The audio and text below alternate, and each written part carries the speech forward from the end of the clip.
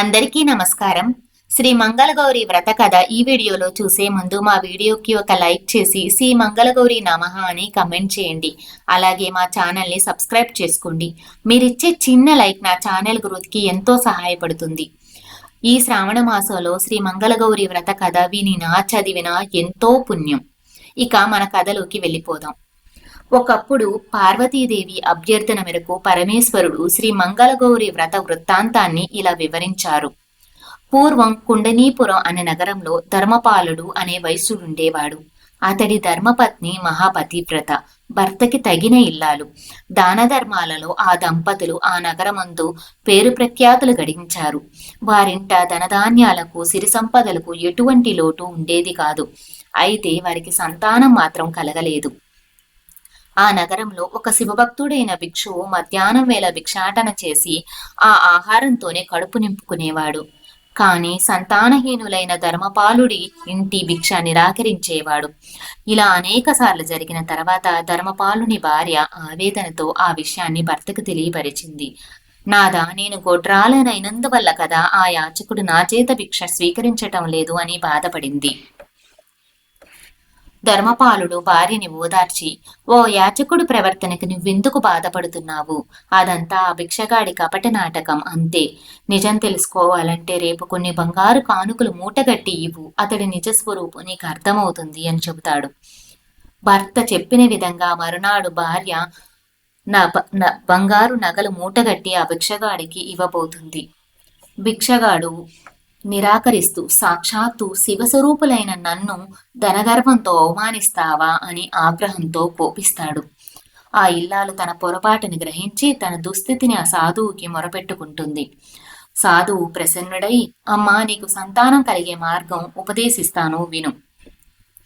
నీ భర్త నీలి వస్త్రాలు ధరించి నీలవర్ణ అంశమైన అరణ్యంలోకి ప్రవేశించాలి. ఆ అరణ్యంలో భూగర్భ ద్వారం కనిపిస్తుంది. ఆ మార్గం వెంట గర్భంలోకి వెళితే అక్కడ స్వయంభూగా వెలిసిన స్వర్ణ దేవాలయంలో శ్రీ మంగళగౌరీదేవి విగ్రహం కనిపిస్తుంది. నీ భర్త ఆ మాతను భక్తి శ్రద్ధలతో, భక్తి ప్రవర్తనలతో సేవించి ప్రసన్నం గావించగలిగితే ఆ తల్లి కరుణించి మీకు సంతానాన్ని అనుగ్రహిస్తుందని చెబుతాడు. ఆ ఇల్లాలు సంతోషించి తన భర్తకి ఈ విషయాన్ని చెబుతుంది. ధర్మపాలుడు కూడా సంతోషించి తక్షణం ఆ సాధువు చెప్పిన విధంగా ప్రయాణం చేసి భూగర్భ స్వర్ణ దేవాలయంలో స్వయంభూగా వెలిసి ఉన్న శ్రీ మంగళగౌరి దేవిని అనేక విధాలుగా స్తుతించి పూజించి ప్రార్థన చేస్తారు.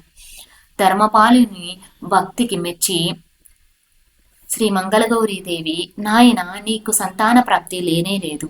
అయినా నీ భక్తికి నేను మెచ్చాను. నీకు ఒక కుమారుణ్ణి అనుగ్రహిస్తాను.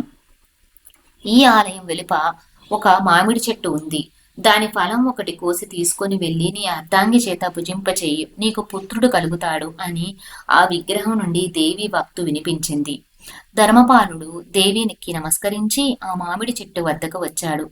ఆ వృక్షం చిట్ట చివరి కొమ్మలకు మామిడి పళ్ళు కనిపించాయి. కానీ చెట్టెక్కి వాటిని కోసుకునే మార్గం కనిపించలేదు. ఆ మామిడి చెట్టు పక్కన ఒక గణపతి విగ్రహం ఉంది. ధర్మపాలుడు గణపతి నాభిలో కాలు పెట్టి ఇంటారుగా పైకి లేచి మామిడి ఫలాన్ని కూశాడు. అంతటితో గణపతి ఆగ్రహించి, ఓరి విజ్ఞాధిపతి అయిన నన్ను అవమానించావు, కావున నీకు జన్మించే కుమారుడు అల్పాయుషుడు అవుతాడు. తన 16వ ఏట పాముకాటికి గురై మృతి చెందుతాడు అని శాపవాక్తు ప్రతిధ్వనించింది. ధర్మపాలుడు ఎంతో బాధపడుతూ ఎన్నో విధాలుగా ప్రార్థించిన గణపతి పలకలేదు. ధర్మపాలుడు మంగళగౌరీదేవి పైనే భారం వేసి తిరిగి నగరానికి వచ్చాడు. వచ్చి తన అర్ధాంగి చేత దేవి ప్రసాద ఫలాన్ని భుజింపజేశాడు. దేవి ప్రసాద ఫలంగా ఆ దంపతులకి చంద్రబింబం వంటి కుమారుడు కలిగాడు. అతనికి శివుడు అనే పేరు పెట్టి అల్లారు ముద్దుగా పెంచుకున్నారు. శివుడికి 16 ఏళ్ల వయసు వచ్చింది. ఆ సంవత్సరంలో అతడికి సర్పగర్భం ఉందన్న విషయం గుర్తొచ్చిన తల్లిదండ్రులు దుఃఖించసాగారు. వారి దుఃఖానికి కారణం తెలుసుకున్న శివుడు వారిని ఓదార్చి, తల్లిదండ్రులారా, విధివ్రాతను విధాత కూడా తప్పించలేడు. నా కొరకు మీరు బాధపడకండి. నేను ఇప్పుడే బయలుదేరి కాశీయాత్ర చేస్తాను. విశాలాక్షి విశ్వేశ్వరులను దర్శించుకుని తరిస్తాను అని చెప్పి తన మేనమామను వెంట పెట్టుకుని తీర్థయాత్రలకు బయలుదేరాడు. వారిద్దరూ కూడా అనేక పుణ్యక్షేత్రాలు దర్శించి కొంతకాలానికి ప్రతిష్టానాపురం అనే నగరానికి చేరుకున్నారు. ఒక చోట విశ్రమించసాగారు. ఆ నగరంలో ప్రముఖ వర్తకుడు ధార్మికుడైన హరిగ్రీవుడికి సుశీల అనే కుమార్తె కలదు. ఆమె చిన్న వయసు నుంచే పుత్తడి బొమ్మలాగా అద్భుతమైన సౌందర్యతో మెరిసిపోయేది. పైగా ఆమె మంగళగౌరీదేవి భక్తురాలు. ఈ వివరాలు సేకరించిన శివుడు మేనమామ ఆ పిల్లతో తన మేనల్లుడికి వివాహం జరిగితే అతడు ప్రాణగండం తొలగిపోతుందని నిర్ణయించుకున్నాడు. అందుకు తగిన ఉపాయం కోసం ఆలోచించుకున్నాడు. దేవీ భక్తుడైన హరిగుప్తుడు తమ పూర్వీకులు నిర్మించిన పార్వతీ పరమేశ్వరుడు ఆలయానికి రోజూ వస్తారని తెలుసుకున్న శివుడి మేనమామ ఆ ఆలయంలో ప్రవేశించి గర్భగుడిలో ఎవరికీ తెలియన ప్రవేశిస్తాడు. హరిగుప్తుడు తన పూర్వీకులు నిర్మించిన పార్వతీ పరమేశ్వర ఆలయానికి రోజు వస్తున్నట్లే ఆ రోజు వచ్చి అంజలి ఘటించి, తండ్రి పరమేశ్వర, తల్లి జగన్మాత, మీ కరుణా కటాక్షం వల్ల జన్మించిన నా కుమార్తె సుశీలకు యుక్త వయసు వచ్చింది. ఆమె తగిన వరుడు ఎవరో తెలిపి నన్ను కటాక్షించండి అని ప్రార్థిస్తాడు. ఆ ఆలయంలో ఆ విగ్రహాల చాటి దాగు ఉన్న శివుడి మేనమామ గొంతు మార్చి, నాయనా, నీ కన్యకు తగిన వరుడు నా వరప్రసాదమైన శివుడు అనేవాడు. అతడు తన మేనమామతో కలిసి తీర్థయాత్రలు చేస్తూ ఈ నగరానికి ప్రస్తుతం వచ్చాడు. అతనితో నీ కుమార్తెకు కళ్యాణం చేయించు అని దేవి పలికినట్లుగా మాట్లాడతాడు. ఆ విధంగా దేవి సంకల్పం వల్ల సుశీల శివుడికి వివాహం రంగరంగ వైభవంగా జరుగుతుంది. అనంతరం సుశీల తన వివాహ సందర్భంగా శ్రీ మంగళగౌరీదేవి వ్రతాన్ని భక్తి శ్రద్ధలతో ఆచరిస్తుంది. అనంతరం నూతన దంపతులు ఏకసంపై ఆ రాత్రి నిద్రించసాగారు. ఆ రాత్రి వేళ ఆమెకు స్వప్నంలో మంగళగౌరీదేవి దర్శనమిచ్చింది. అమ్మా సుశీల, నీ భర్త శివుడు అల్పాయుష్కుడు. ఈ రాత్రి అతనికి ఆయువు తీరనుంది. ఇంకొక ముహూర్తమున కాలమున కాలసర్పం ఒకటి అతడిని కాటువీయడానికి వస్తుంది. నీవు ఒక కొత్త కుండను తెచ్చి దానిలో పాలు పోసి ఆ సర్పం ఎదుట ఉంచు. ఆ సర్పం పాలు కోసం ఆ గట్టంలో ప్రవేశిస్తుంది. నీవు తక్షణమే నీ చీర పమిటి చెంగును చించి ఆ వస్త్రంతో కుండ మూతని గట్టిగా బంధించు. దాని ఒక మూలను ఉంచు. రేపు ఉదయం నన్ను యథావిధిగా పూజించి ఆ ఘట్టమును మహాపతివ్రత అయిన నా భక్తురాలైన నీ తల్లికి వాయినముగా ఇవ్వు. అంతటితో నీ పతికి ప్రాణగండం తొలగిపోతుంది అని మంగళగౌరి తెలివి పలికి అదృశ్యమైపోతుంది. సుశీల ఉలిక్కిపడి మేలుకుంటుంది. అప్పుడే కృష్ణ సర్పం ఒకటి బయటికి వచ్చి నెమ్మదిగా ఆ మందిరంలోకి ప్రవేశించడం చూసిన తక్షణమే దేవి చెప్పినట్లుగా సుశీల ఒక ఘట్టంలో పాలు పోసి ఆ సర్పం ఎదురుగా ఉంచింది. సర్పం తక్షణమే ఆ ఘట్టంలో జారి పడింది. సుశీల వెంటనే తన చీర చెంగును చించి ఆ ఘట్టంకి వస్త్రంతో గట్టిగా బంధించి దాన్ని ఒక మూలను దాచి నిశ్చయంగా నిద్రపోయింది.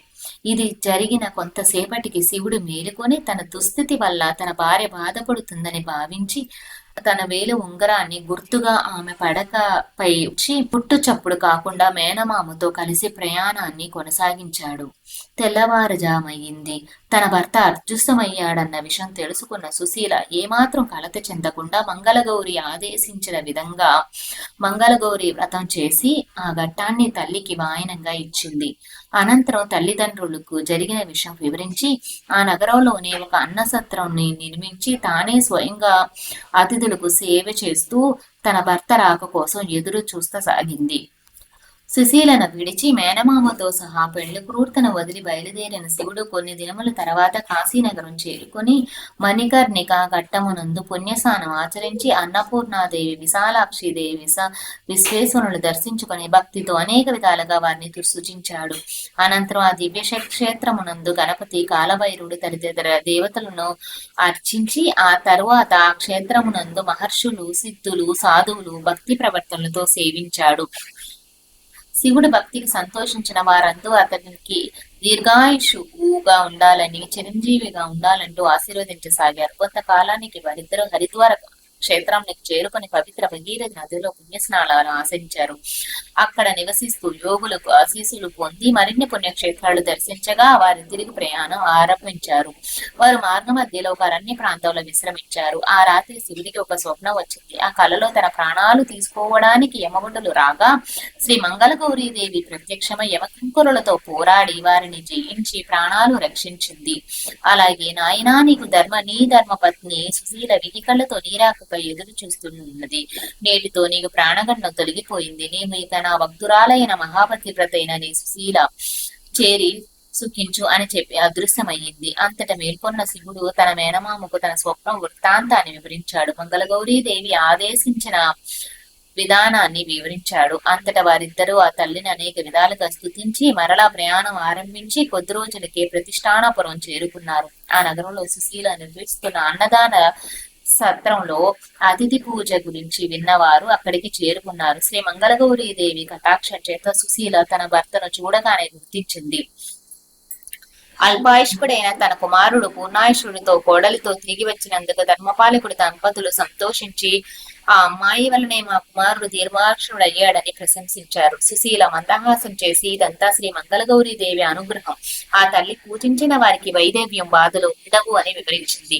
అనంతరం సుశీల తన అత్తగారితో సహా ప్రతి సంవత్సరం శ్రావణ మాసంలో వచ్చే మంగళవారాల్లో శ్రీ మంగళగౌరి వ్రతాన్ని నిర్వహించి భక్తి శ్రద్ధలతో ఆచరించి ఇతపర సౌభాగ్యములు పొంది తరించింది. చూసారు కదండి, ఈ వీడియోలో మనం శ్రీ మంగళగౌరీ దేవి వ్రత కథ గురించి తెలుసుకున్నాం. ఈ స్టోరీ మీకు నచ్చినట్లయితే ఒక లైక్ చేసి నా ఛానల్ ని సపోర్ట్ చేయండి. ఇంకా మరిన్ని వీడియోలు చేసేందుకు నాకు సపోర్ట్ చేయండి. అలాగే పక్కనే ఉన్న బెల్ ఐకాన్ సింబల్ ని ప్రెస్ చేయండి. నా లేటెస్ట్ వీడియోస్ మీకు వస్తాయి. థ్యాంక్ యూ, ధన్యవాదాలు.